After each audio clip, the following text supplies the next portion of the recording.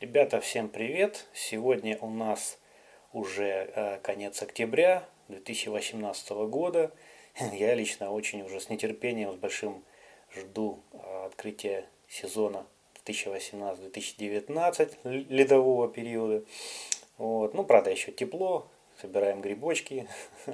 Кто-то еще ловит и фидером, и вовсю идет спиннинговый сезон.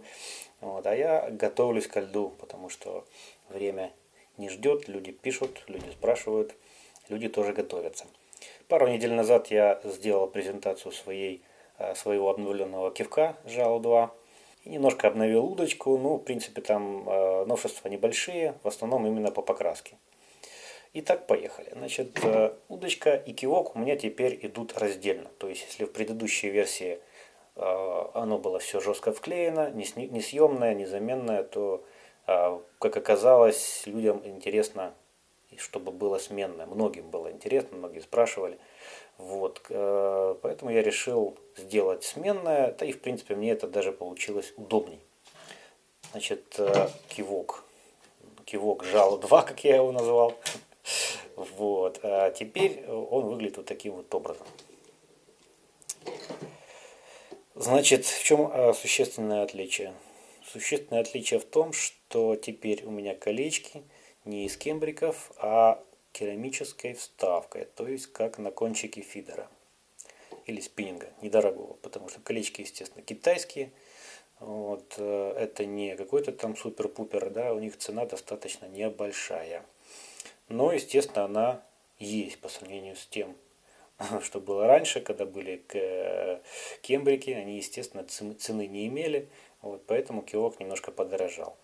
Значит, колечек стало меньше, там у меня было 3 плюс тюльпан, теперь их 2 плюс тюльпан, но, в принципе, больше и не нужно лишний вес создавать, хотя он на самом деле очень небольшой, это вот стоит, кстати, оговорить, что колечко на баланс кивка совершенно не влияет.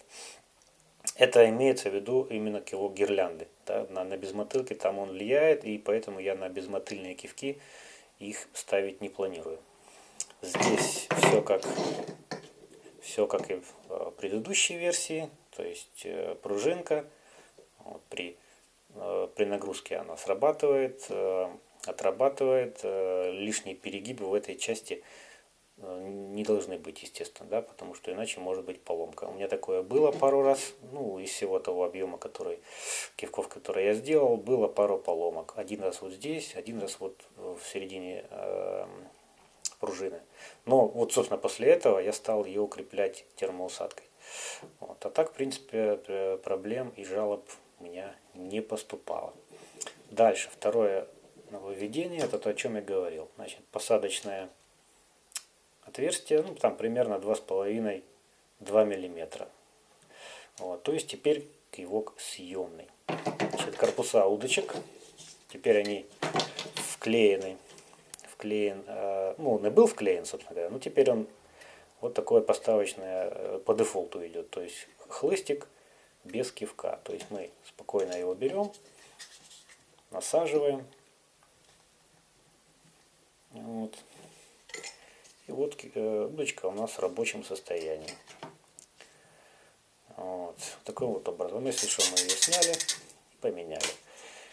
Значит, корпуса удочек сейчас покрываю внешний слой, как и предыдущие, то есть сначала несколько слоев латекса черного, и сверху еще такое вот покрытие из более такой фактурной, более прочной на износ краски.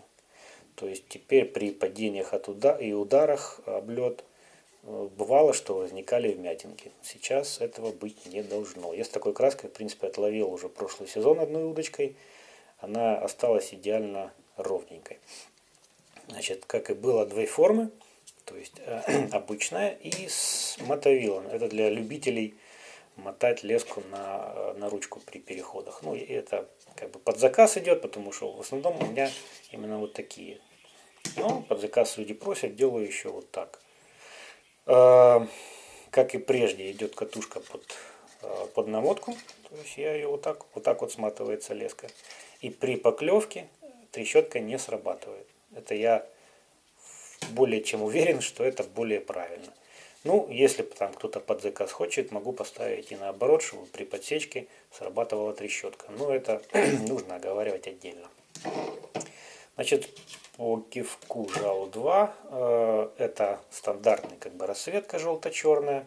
Собственно, почему оно получило у меня название жало, да, что черно-желтые чередующиеся полоски, это как по аналогии со Стингом, да, то есть почему он получил прозвище Стинг жало, потому что пришел на какую-то репетицию в таком вот свитере желто-черном. Ну, вот такой вот вариант. И еще некоторые просят без желтого, то есть красный, черный и такой черно-красных тонах, только на кончике здесь желтый. Кстати, он очень яркий, и он гораздо более заметный, чем красный на льду, если ловить при солнечной погоде. Значит, два вот таких вот варианта. В основном дефолтный, конечно же, черно-желтый. У меня их подавляющее большинство и, так скажем, много в наличии. А вот этих в основном тоже под заказ идут. Это что касается чисто гирляндных удочек под гирлянду. То есть таких тяжелых, более мощных и имеющих ресурс для быстрой смотки большего количества лески. Еще я в этом году решил уделить внимание безмотылке и сделал вот такую удочку. Можно сравнить по размерам. Вот. Она идет с катушечкой пластиковой, она легенькая, весит где-то 15 грамм, без хлыстика. Вот в таком вот такой вот имеет вид. Вот. Она более компактная, то есть как бы можно ее вот так ловить и вот так вот как-то, в общем, и вот так, кому как больше нравится. Я вот так вот ловлю, вот так. Очень удобно. Вот это хлыстик. Что касается хлыстика, буквально вчера я попробовал выточить из цельного карбонового прута хлыстик, вроде получилось, и я решил их тоже начать делать под заказ. И скорее всего даже не под заказ, а буду комплектовать вот эти удочки вот таким хлыстом. Потому что как бы безмотыльные, большинство людей считают, что безмотылки должны иметь более длинный хлыст. Но я даже, пожалуй, с этим соглашусь. Вот. Тем более, что кивки под безмотылку, они обычно не имеют вот этой амортизирующей пружины. Вот этой. И при подсечках могут быть проблемы с какими-то переломами на кивке. Вот. Вот такая вот она, достаточно жесткая на самом деле.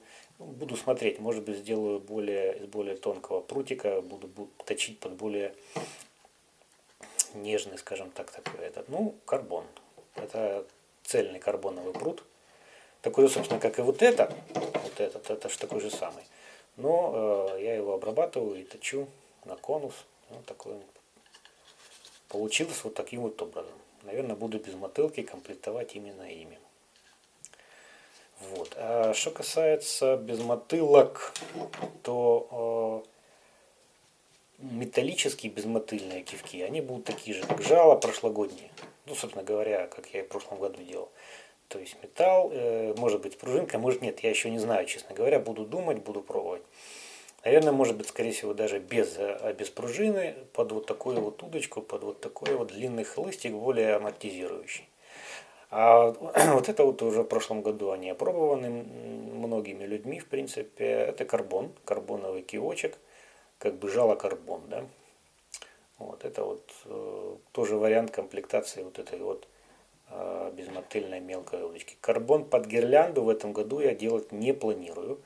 По той простой причине, что все-таки я принял такое, не принял, а как сказать, в общем, по опыту использования понял, что он не для всех, и он достаточно хрупок при такой не очень аккуратном обращении. То есть я давал товарищу на тест, а он такой очень резкий, такой раз, бежать, перематывать, заматывать. И, в общем, он на него благополучно упал и сломал.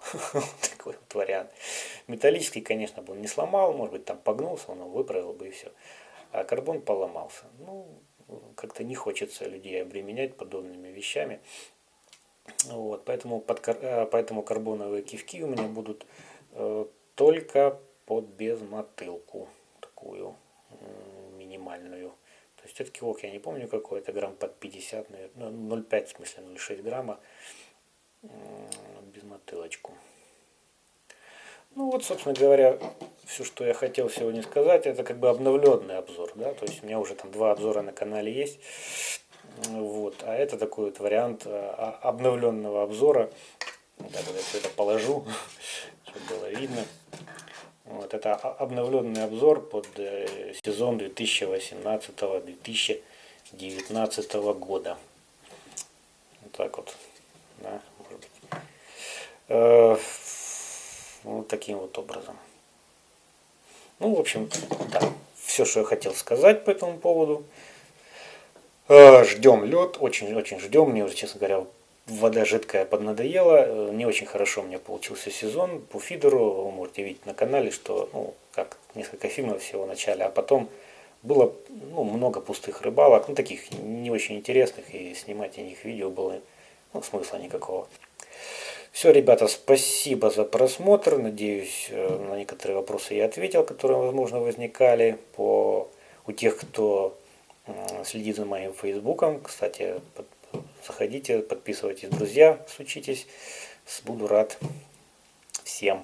И, естественно, подписывайтесь на канал. Будет скоро, надеюсь, много интересного контента по зиме. Все, всем спасибо. Всем пока.